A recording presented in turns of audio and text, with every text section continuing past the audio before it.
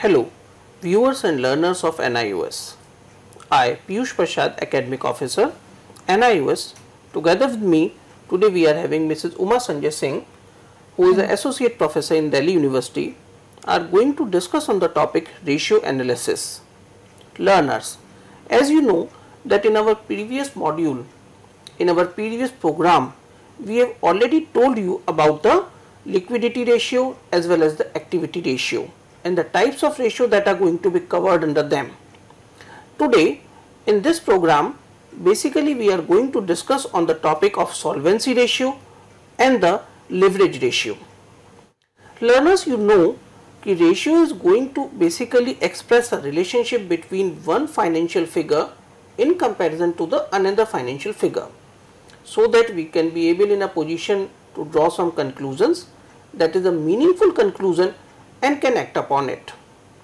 Learners, you know solvency ratio is one of the ratio which is basically calculated to know whether the ability of the firm to make its payments in long term time, that is whether the firm will be in a position to make the payment of its debts together with the interest well in time or not.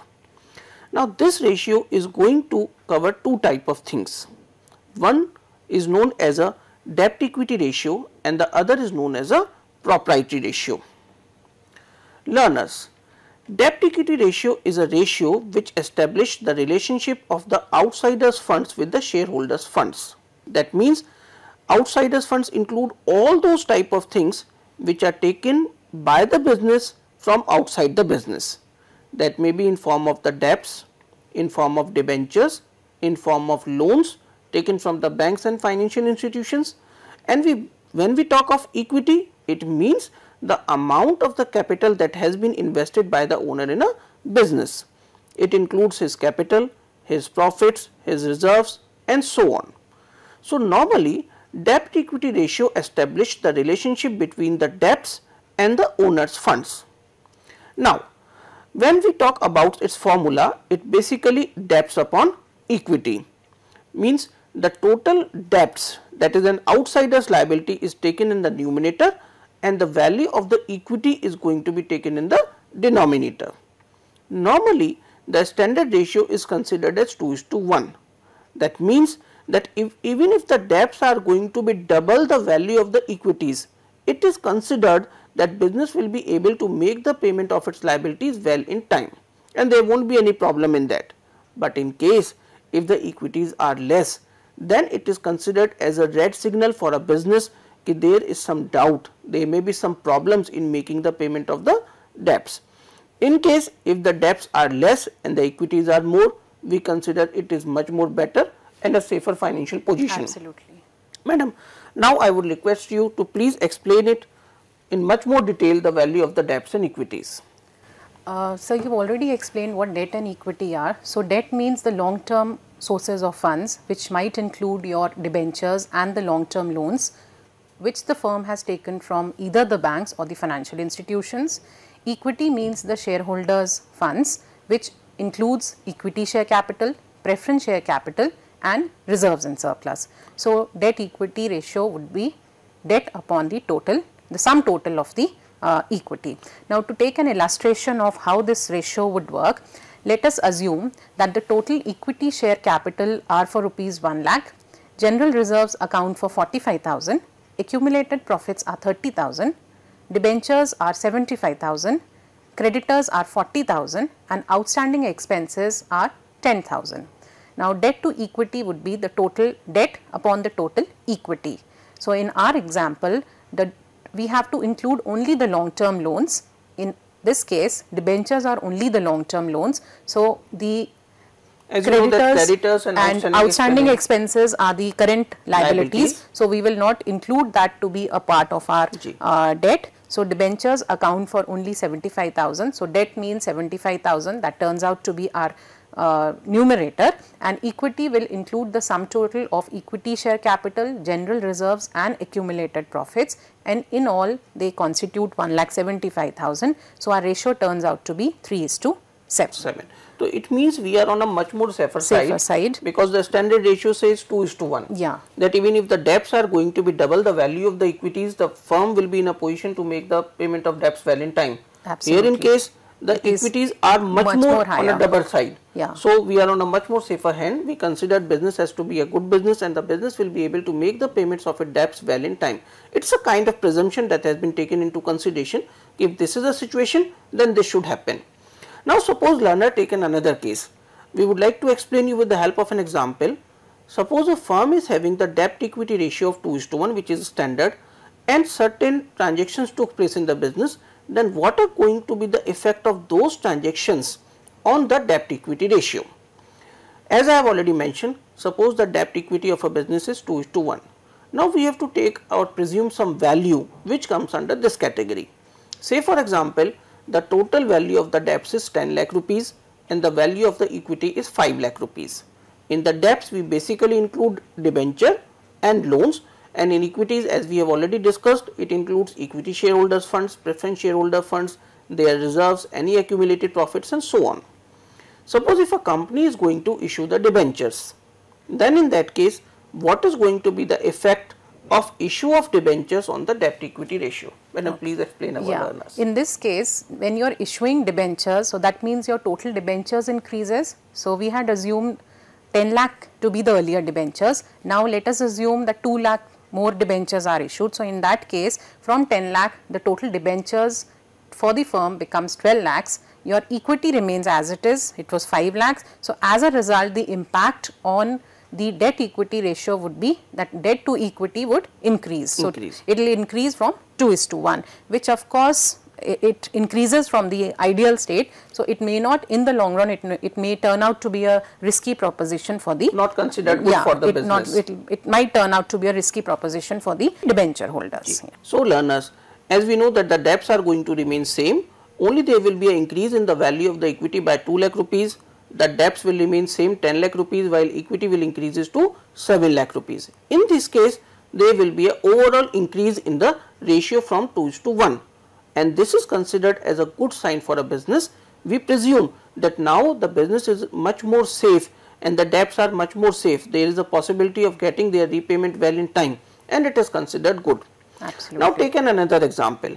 Suppose if the creditors are going to be repaid, then what is going to be the effect of payment to creditors on our debt equity ratio? Now when the creditors are going to be repaid, in that case your current liabilities will decrease and your current assets in the form of cash balance would also decrease. So this will not have any impact on the debt equity ratio, because in debt equity ratios we are talking in terms of the long term liabilities and the equity shareholders fund. So in this case there will be no impact on the debt equity ratio and it remains exactly the same. Okay. So learners, be very careful and show that when we are talking of the debt equity ratio, you have to only take the long term debts and only the equities. Current liabilities and current assets are not to be taken into consideration. Now we come on to the second aspects of the debt equity ratio, which covers a proprietary ratio. I will request the ma'am to explain the proprietary ratio to our learners. The second aspect of the liquidity ratios are the proprietary ratio that establishes the relationship between the shareholders fund and the total assets of the firm. And total assets here would mean both the fixed assets, the current assets as well as the investments. Now the basic purpose of calculating the proprietary ratio is to indicate the general financial position of the firm, and the formula that is used to calculate the proprietary ratio is the total shareholders funds upon the total assets. Now there is no ideal or any satisfactory ratio which we can say that is there for the proprietary ratio, but the higher the better, because in the long run it turns out to be better for the long term creditors because they are on a safer ground, because again it is implying that the firm has sufficient funds to pay off the long term dues as and when they become due, as well as it is able to repay its interest amount. Can you explain in much more better way that what exactly we are going to include in the shareholders funds and so on? Okay. Now the formula for proprietary ratio, I have just said it is total shareholders funds upon the total assets. Now total shareholders fund would mean the equity share capital, the preference share capital, the reserves and surpluses, and from this sum total of these three you have to subtract the accumulated losses. What do we exactly mean by the term accumulated losses over here? Okay, now accumulated losses or accumulated deficit or retained losses, these are the losses that are carried forward from the previous years and they have to be offset from the future earnings. Okay. The basic purpose is to reduce your tax liability, because the profits for the current year, if they get reduced, automatically the tax liability or the tax burden which the firm has will also decrease. So these losses could be in the form of, let us say, profit and loss debit balance. Any such kind of losses are provided to you in your balance sheet, which are going to come under the category of the miscellaneous expenditure, as we have quoted right now. They may be the preliminary expenses, discount on issue of shares or debentures, or it can be any kind of loss which may arise on sale of fixed assets and so on. You are going to deduct this amount from the value of the shareholders' funds.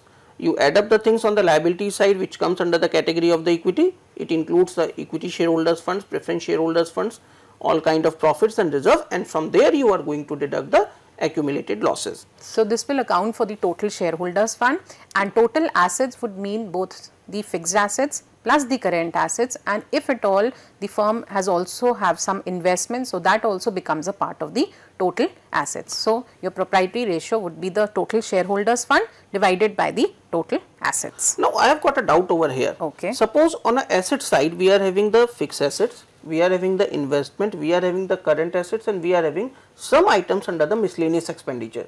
Then are we going to first add a miscellaneous expenditure and then we deduct it, or are we going to leave it aside, or will take only fixed assets, current assets and investment at the time of calculation of the total assets? Both ways the answer would remain the same. Okay. Either you can take fixed assets, current assets, I mean the sum total of all those four items that you've just stated, and deduct miscellaneous expenditure from there, or we pick up only the three items, that is fixed assets, current assets and the investments.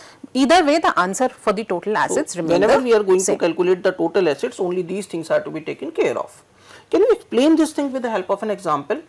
Okay, let me take an illustration for proprietary ratio. Let us assume that the equity share capital defined as 1 lakh, preference share capital for 50,000, reserves and surplus for 25,000, debentures for 60,000, and creditors are also defined for 15,000. In all, the total liabilities accounts for 2,50,000. In the asset side of the balance sheet, we are given the fixed assets at 1,25,000, current assets as 50,000 and investments to 75,000. So the asset side of the balance sheet also amounts to 2,50,000.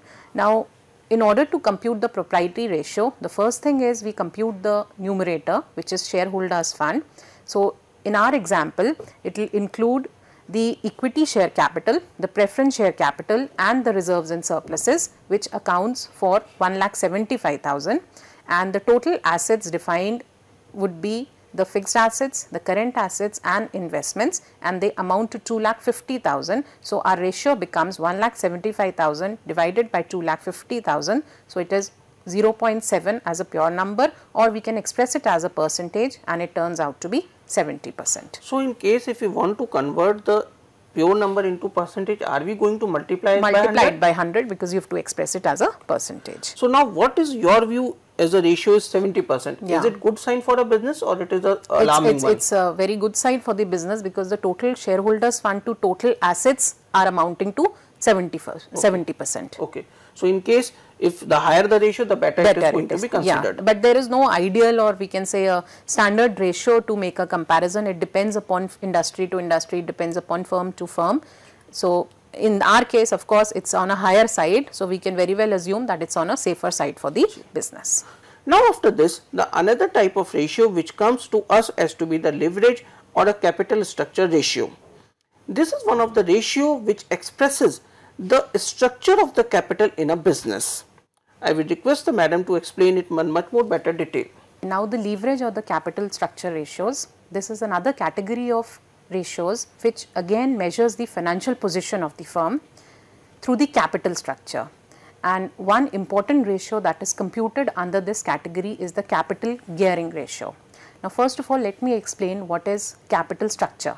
Now capital structure means the proportion of the various components of the total financing of the firm, because when you finance or when you talk about the total capital invested in the business, there are different sources of funding through equity share capital, through preference share capital, through debentures or through the long-term loans. So here in this ratio, we are talking in terms of the proportionate amount of these various sources or various components in the total capital employed or simply the total capital structure of the firm. I would like to ask a question. In number of learners used to have a doubt over here ki why we include only the long term debts at the time of deciding the capital structure of a company and not the short term debts. Though I have tried my level best to explain them कि when we basically take the long term debts, they are going to be repaid in a long period of time. That is after a period of more than one year. That is, the money can be utilized very easily in a business. We can purchase machinery, we can have a building, we can have land and so on, and we can generate the profits out of it by which we can repay them in time. On the other hand, when we basically take the short term debts, that is from the creditors or by way of bills of exchange and so on, there the payment is going to be made in a very short period of time. They simply help us in having our working capital, in conducting our business smoothly, but that cannot be considered as a part of the capital because they are supposed to be paid in a short period of time. This is what I have explained. Is it so in terms of long-term debts? This is how it works in accounting, that when we talk about liabilities, there can either be short-term liabilities or the long-term liabilities. Short-term liabilities would be those obligations or liabilities which are to be paid off immediately. That means you are utilizing the services that you have taken on these liabilities during that accounting period. So that is why they are termed as short-term. That means during a period of 12 months for which you are preparing the accounts. Now long-term liabilities would mean the liabilities or the obligation which the business owes to the outsiders over a period of time. That means they are not to be paid immediately. Let us suppose you have taken or you have issued debentures, so you have taken a debt from the public for a period of 5 years. That means they are to be redeemed after 5 years and the amount would be a huge amount, it will not be a small amount. So this huge amount you are going to use it as a part of, let's say, capital employed to the business so as to purchase machineries, purchase long-term assets. So these are going to be a part of your total capital employed, and that is why they are referred to as long-term debts, and that becomes a part of our total long-term obligations. Okay, now coming back to the capital gearing ratio, what I was talking about. So these ratios are generally to help the financial analyst in the various components of the capital structure. So this ratio establishes the relationship between the various components of these capital structure. That is, as and when they are going to decide the total capital of the company, they have to find out that how much money should be taken from the debts and how much from the equity shareholders. Together with that, when we are talking of the equity, we have taken out 4 different things. That equity will consist of the equity capital, preference capital, reserves and profits and so on. And when we talk of debts, we have taken again the various components, as the debentures are going to be there, the loan from the bank and financial institution is going to be there. So they are going to basically calculate a ratio, a proportion, that from which particular source how much funds they should raise. This is not a very layman decision that okay, you take this much loan from the bank and this much from debentures and this much from equity. A combination of all these things are to be made in such a manner so that there can be a maximization of profit to the company and a maximum return to the shareholders. So this decision that how much funds are going to be raised from which source is basically going to come under the category of the capital gearing ratio. Yeah. So the basic purpose of computing this capital gearing ratio is to analyze the capital structure of the firm, which I have been talking about, and the formula that we are going to use is the equity shareholders fund to the total long-term debts and the fixed interest charges or the fixed interest obligation which the firm has to pay to the outsiders. Now again, there is no ideal or a standard ratio to comment that whether it is an ideal form or not, but gearing or the components of the capital structure should be such that you are able to meet your fixed interest, fixed obligations on time. Now let me explain what we mean by the term capital gearing, because that forms the basis of this ratio. So what is capital gearing, or what in general terminology we call it as leverage. Now leverage or capital gearing refers to the proportion of relationship between the equity share capital, which includes your reserves and surpluses, to the fixed interest bearing funds like preference share capital, long term loans and debentures. So, you are establishing the relationship between the equity shareholders funds to the total fixed interest bearing funds. Now, I would like to interfere over here. Yeah. When we are talking of the debts here in this case, especially in the capital gearing, are we going to take the preference shares as the outsiders funds in terms of debts? Otherwise, it is considered as a part of the equity. okay. Now, So, is it so? see, there is a difference between this ratio that we are computing and the debt to equity ratio which we had talked about earlier. Here we are talking in terms of the total owners fund. So, total owners fund would be only in the form of the equity share capital and the reserves and surplus. Preference share capital would not be a part of the owners fund because they have an option of redemption. If and somehow or the another they are going to be redeemed. And plus they carry a fixed rate of dividend. So, they come under the category of fixed interest bearing funds, because on debentures also you have to pay a fixed rate of interest, on preference shareholders also you have to pay a fixed rate of dividends, whereas in case of equity shareholders nothing is fixed at the time of issue. So, it totally depends upon the profits that are being generated. So, if the firm is able to generate a better profit, then of course the rate of dividends to the equity shareholders would be higher, and in case it is less, of course the rate of so there is no fixed. So, our learners are going to be much more careful at the time of calculating the capital gearing ratio, because normally in other cases what we have done, that preference shares are going to be taken as a part of the equity shareholders. Whenever we are going to calculate the value of equity, we add the preference. But here, especially in case of the capital gearing ratio, preference share will not be the part of the equity. They are going to become the part of the long term debts, which are one or the another as to be repaid. As the madam has told you right now, preference shares are going to be paid a fixed rate of dividend, as it is going to be paid a fixed rate of interest in case of the debentures. So, equity will here include only the equity share capital, their reserves and the profits. Yeah. Here, since we are talking in terms of the composition of the capital structure, so we are trying to determine that whether debt is more, that means the fixed interest bearing securities are higher, or the equity share capital are higher. So, in financial language, we try to find out that whether the firm is highly geared or it is low geared. So, in order to make a comparison between high geared and low geared, what we mean by this is, if the proportion of equity share capital is less than the fixed interest bearing funds, then we say that it is high geared. And if it is the opposite case, that means the equity share capital proportion is greater than the fixed interest bearing funds, then it becomes low geared. So, in case if the debts are more in comparison to the equity, then it is highly geared. And in case if the equities are more, then it becomes then we call it as a low geared. So, that is the financial terminology or financial language which we use to identify the two. Now, let me clearly state on, because there could be a confusion between debt equity and capital gearing.